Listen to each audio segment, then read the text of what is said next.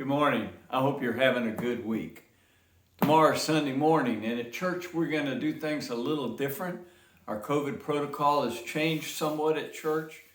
We still want you to sit socially distanced. We'd still like for you to wear a mask when you come into the building and are moving about in the halls and hallways. But once you get seated in the auditorium and are socially distanced there, if you want to, feel free to take your mask off and enjoy worship while not wearing a mask. If you want to wear a mask, that's fine.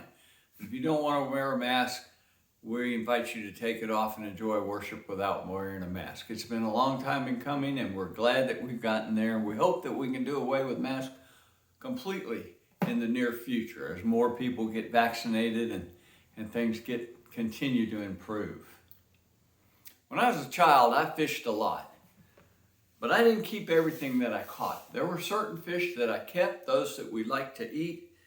I kept every kind of snapper, every kind of grouper, redfish, snook, speckled trout, Spanish mackerel, Cyril mackerel, kingfish, wahoo, mahi-mahi, which we always called dolphin back in those days.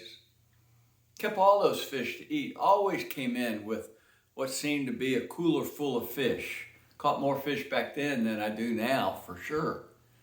But we didn't have limits. My father told me that I couldn't keep a fish under a certain size, but that was it.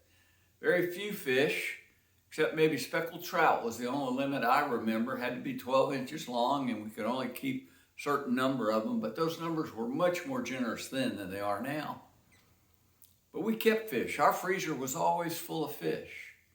It came along and limits started getting imposed and quantity started getting imposed and things and the number of fish that you can keep got much smaller, but the population has increased.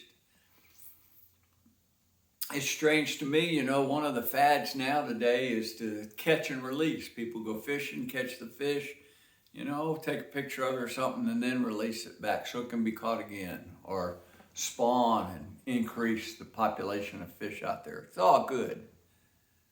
When I look at the scriptures and I look at Jesus, I think Jesus is in the business of winning souls, catching souls. I want to read a scripture this morning from the book of Matthew, chapter 4, beginning in verse 18.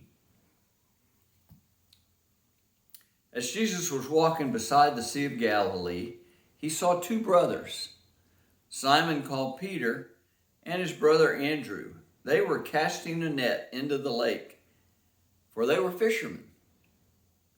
"Come, follow me," Jesus said. "I will make you fishers of men."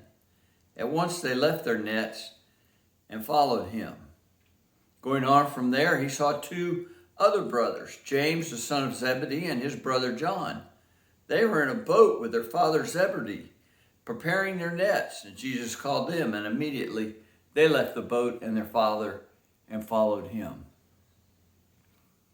The wording here is to make you fishers of men.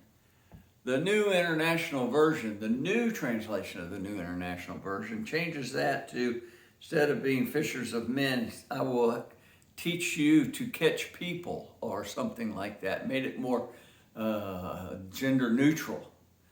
But the thing is that Jesus wants us to be in the business of catching souls for him, people for him. Doesn't want us to catch and release. Doesn't want us to let people go after we've introduced them to Christ. He wants us to spread that word and so be fishers of men. Be safe. Stay well out there.